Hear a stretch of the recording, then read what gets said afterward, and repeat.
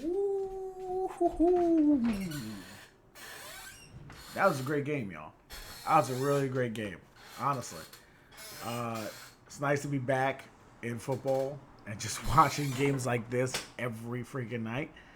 Uh, yeah, that was incredible. I'm gonna say the stat real quick. This is a stat that was kind of jarring when they said it at the end of the game.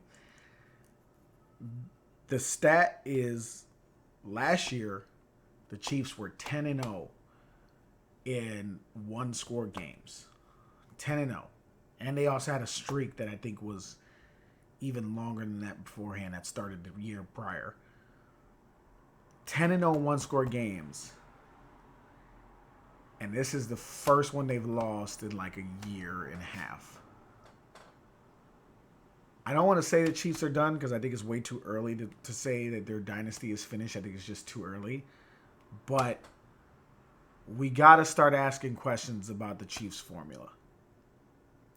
The one score game wins. They're relying on Mahomes' craftiness, the lack of weapons. That is becoming a real issue. And it might be a serious problem that is a problem for them right now. And they got to figure out how to get through.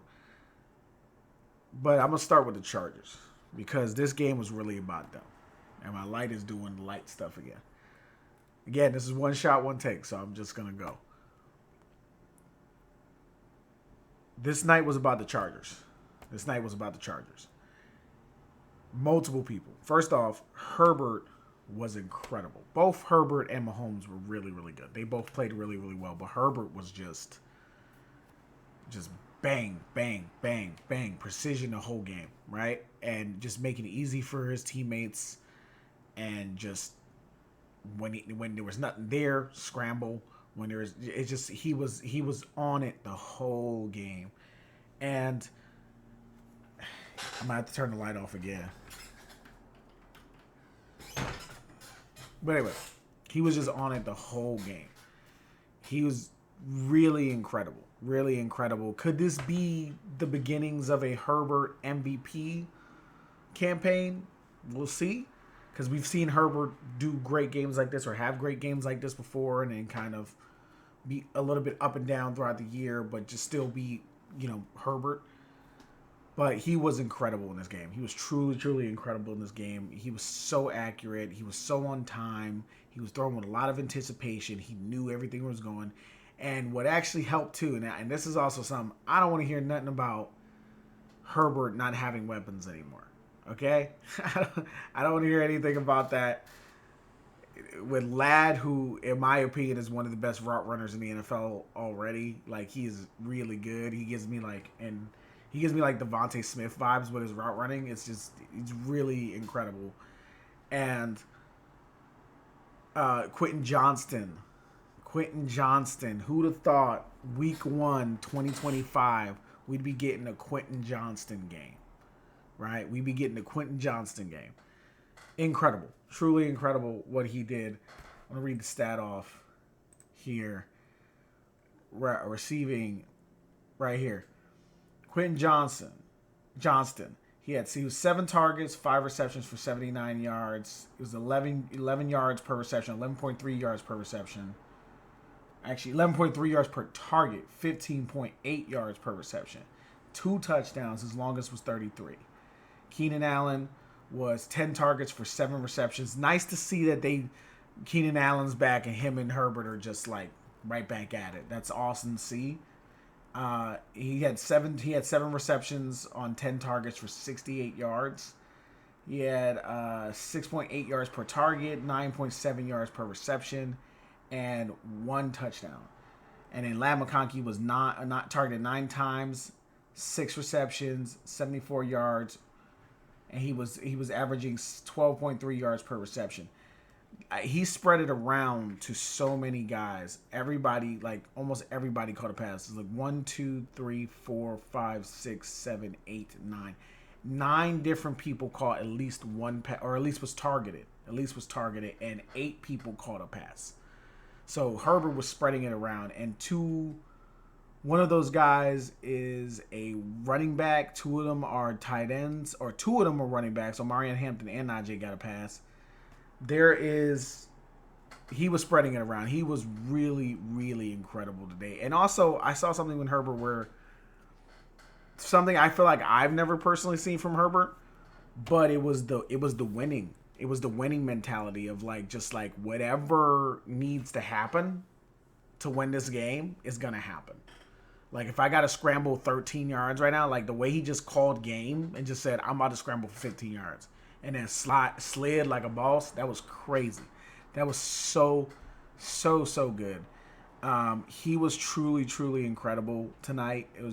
Hopefully this is like a transforming performance for him, where it's like this is just who he's gonna be all the time, including the playoffs, because that's been the question around Herbert. It's he can do this in the regular season. He's great in the regular season, but when the playoffs come around, he starts turning the ball over. He starts doing other stuff. Hopefully he can continue that into the playoffs. But right now, man, he was incredible. And this may be the beginning of an MVP level season or MVP campaign if he continues on this road.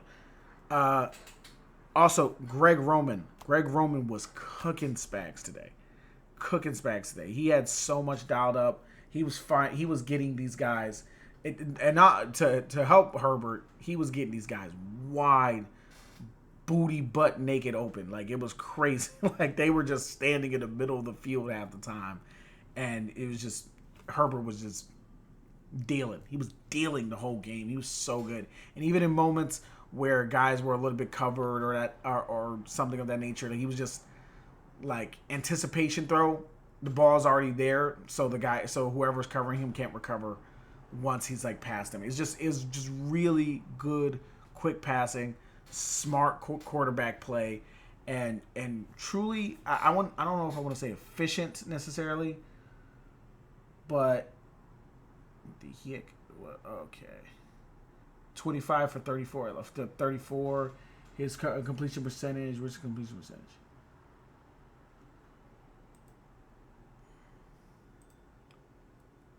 Completion percentage was 73.5, so he was extremely efficient. 25 for 34, 73.5, extremely efficient. He had 304 passing yards. He was averaging 8.9 yards per attempt, 12.2 yards per completion, and had 3 touchdowns. This was a masterful game. He took 3 sacks. He lost yardage on the sacks, but he was dealing the whole game, and he was truly, transformative in this game. And hopefully this is something for him. He's 7 carries for 32 yards, big time carries, not any like these were like game enders, like complete the move the chains. The Chiefs feel like they're gonna get us and put us in a position where Mahomes is gonna get the ball back. But he was just like, nope. Like, and that was something that I feel like I haven't seen from Herbert. You know what I'm saying? I've seen great games from him, but I haven't seen that like killer winner instinct that you see in like Mahomes, or that you see in like a Josh Allen or a Jalen Hurts or Lamar or something, where it's like, obviously everyone's a Jalen Hurts is not as good as those guys. But Jalen Hurts has that winner killer instinct mentality. It's like whatever needs to happen is what's going to happen. If we got to go get 7, we're going to go get 7. Not to make it about Jalen Hurts. We're on the Chiefs and the Chargers. Eagles fan. Chill out. But anyway. But yeah. So like he showed me that winning mentality tonight. And that's just something that I've personally haven't seen to that level for Justin Herbert. He was really incredible tonight. And I wouldn't be surprised if this is probably the best quarterbacking performance we see this weekend. Hopefully not. I feel like this is shaping up to be a really incredible week 1 because we had that crazy ass game yesterday, and then this was a freaking banger out in Sao Paulo. First of all, by the way, Brazil is getting bangers, man. that Eagles Packers game last year was incredible, and then this game was really incredible too. They've been getting some bangers, man. And this game started off kind of slow. The first half was really slow. They weren't really scoring a lot, but that second half, that those offenses were moving, the defenses were playing harder. It was just a lot more fun to watch. Um, but sorry Chiefs fans, but we're going to have to talk about the Chiefs. All right, and I know you guys lost. Don't give up hope, but I think we have to really start asking this question. I think it's definitely too early to say for sure. Yes, it's done, but is this Chiefs formula being figured out?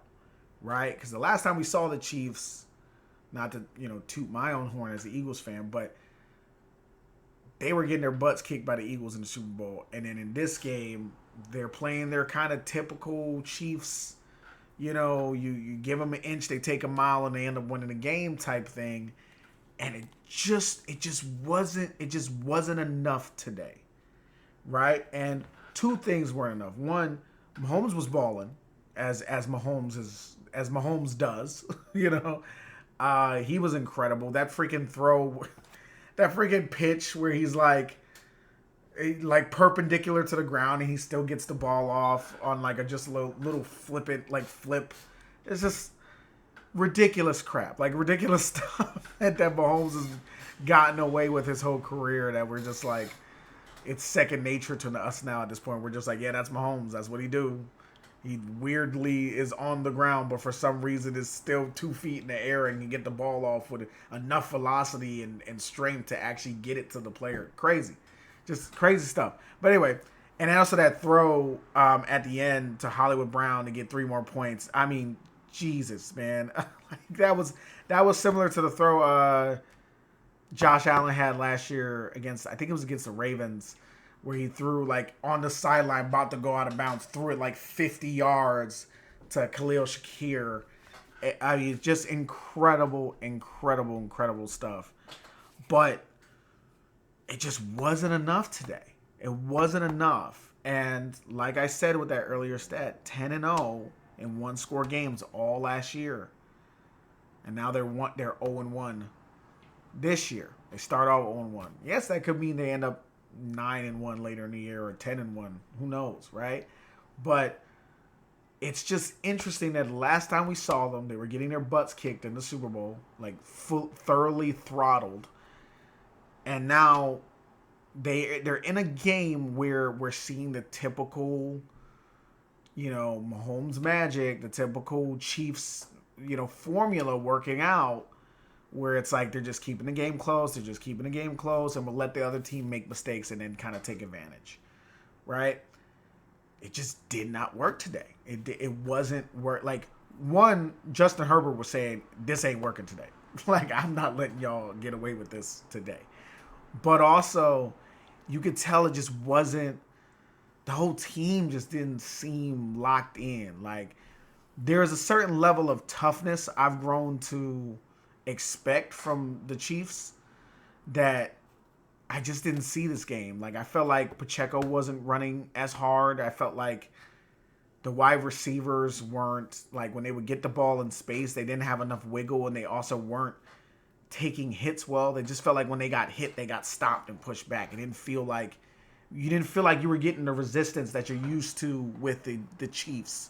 The Chiefs are never like, I mean, even in the Super Bowl, they were like still giving us work. You know what I'm saying? Like, obviously it took forever to get going, but they were giving the Eagles, they weren't dying, There was this like lack of resistance. Like, they were still getting their points, they were still in the game, but they just weren't getting the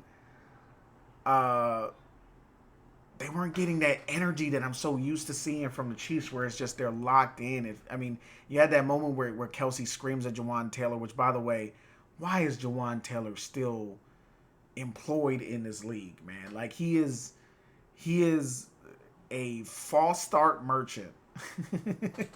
Like, he is also one of the most overpaid offensive tackles I've ever seen in my life. Like, he sucks. He really sucks. I mean, obviously he's good enough to be a starter, but it's like, man, like, he's one of those guys that where you're just like, he's just not as good as he could be. And he just sucks. And he continuously puts the Chiefs in bad situations with his fouls, with his penalties, and with his just seems like lack of awareness. Um, but just to take it back to Mahomes and the wide receivers, but the wide the positional players didn't feel very tough this game. They felt very like unlocked in, unsure of themselves, and I'm sure Xavier Worthy getting hurt in the start of the game didn't help with that. It probably completely changed up the entire game plan. But it just felt like this didn't feel like the Chiefs of old. This felt like, the Chiefs trying to make what they've always done happen again. And this time, a team finally stood up and said, "We're not letting you do that. Get the hell out of here." You know what I mean? And maybe this y'all gonna make me sound like y'all gonna think I'm a homer for sure for my Eagles take, but maybe that Eagles stomping in the Super Bowl kind of not killed them, but killed their mystique. You know what I'm saying? Like the Chargers were in that game. I've seen a lot of Chargers Chiefs games, and the Chargers are usually scared. Like they play scared. They don't usually play like aggressive. They were aggressive the whole game. Like the Chargers were not. That last drive, those last two drives were just like Justin Herbert was like, "Nope, like we're winning this game. And that means I got to make a 30-yard pass cross body right now. Bam. On target. Bam. On target." Like they weren't sitting down and saying, "Well, we got the lead. Let's sit on the ball. Let's do this. Let's do that." Even though I felt like they should have ran the ball a little more throughout the game, because I think that's going to be a problem for the Chargers later in the year, because they got to get that running game going. You don't draft Amarian Hampton and then sign Najee Harris and then you have Herbert throw the ball 34 times. Like at some point you got to get it going where you're equally balancing the offense. But when Herbert's playing like that, you kind of have to let him just do his thing. You know what I mean? But again, it just like was the Chargers. They met a team that was finally like, "Hey, we in one of these one-score games. We're not gonna make mistakes. We're not gonna hit him late. We're not gonna hold. We're not gonna do anything that the refs could call. We're not gonna do anything to put ourselves in a bad position. And on top of that, we're gonna stay aggressive the whole game." Right? We're not going to stop being aggressive just because we're up by 9 points. Because as we know, Patrick Mahomes can throw that ball 50 yards and all of a sudden, he cuts that 9 points down to 6 like they did right at the end of the game. But I'm not going to say yes to this, but this is a question that exists now for me. And I think is that Chiefs formula no longer a thing? Or is it something that we are going to see kind of be deconstructed? Because there was this mystique that I think the Chiefs had that the Chargers didn't come in this game looking at that. So we'll see as the season goes along. They got the Eagles next week. That's going to be a fun game for the Chiefs not for the Chiefs, but not for either one team. That's going to be a hard-fought game. But it's going to be a fun game for us. To just see, like, where the Chiefs are at, to see if the Eagles can get their pass rush going, to see if the Chiefs can get their pass rush going, which I'm going to get on that in a second. It's just, let's see how this mystique is. I know the Eagles ain't going to come in the game fairing them, because last time we played them, we busted their butts, so we'll see. It's just interesting. It was a question that was popping in my head of just like, is that mystique no longer there? Are the Chargers like, we're a good-ass team? Are the Broncos like, we're a good-ass team? Are the Raiders like, hey, we got Genty, we got Brock Bowers, we got Geno Smith. We feel like we're good enough. Is that mystique no longer there for the Chiefs? And we'll see as the season goes along. It's going to be interesting to see. But a few things to shout out for the Chiefs as well. Like, Josh Simmons was fantastic. That guy was, I'm pretty sure he was my top-rated left tackle. He was incredible. He was really, really good. He was playing already like a vet. That first rep he had, I forget who that was on. I don't think that wasn't Khalil Mack. I think it was one of their lesser known edge rushers. But he had this rep early on in the game where he was just toying with bro. He was just like bang bang, just slapping his hands away. Was not giving up any room, not losing any ground. Just bang bang. He was locked in that whole game. So the Chiefs fans, y'all got yourselves one in that left tackle position for sure. If that's gonna be him his whole career, he's gonna be one of the top left tackles in football for most of his career. Like, he's really, really good, and he's got all the tools in the body to make it happen. And he had a few mental errors. I'm pretty sure he had like I can't remember if it was a hold or a false start, but he had like one or two penalties. But again, that's to be expected. This is his first game in the league. But other than that, he was pretty incredible. But in Jawad, I already talked about Jawan Taylor. I don't want to talk about him. But yeah, the Chiefs, they got to get weapons in that passing game. And this was a problem. Speaking as an Eagles fan who lived and was very intently locked in on the Andy Reid era of the Eagles, this was something that Andy Reid struggled with a lot in that McNabb era, was finding weapons. And they haven't had that issue in the Chiefs Andy Reid era because they've had, Travis Kelce and Tyreek Hill. But is that going to be a problem going forward? I mean, they already flamed out on Sky Moore, which I'm pretty sure Sky Moore was like a second-round pick, if I'm not mistaken. Xavier Worthy's got the speed, but he hasn't really shown much of anything else, and now he's hurt. Rashee Rice, probably the best player they've drafted since losing Tyreek Hill at that position, but he seems to not really have it all together in between the ears. And then Travis Kelce is clearly, like, not to make fun of him or anything, but he's clearly on his last legs as an NFL player.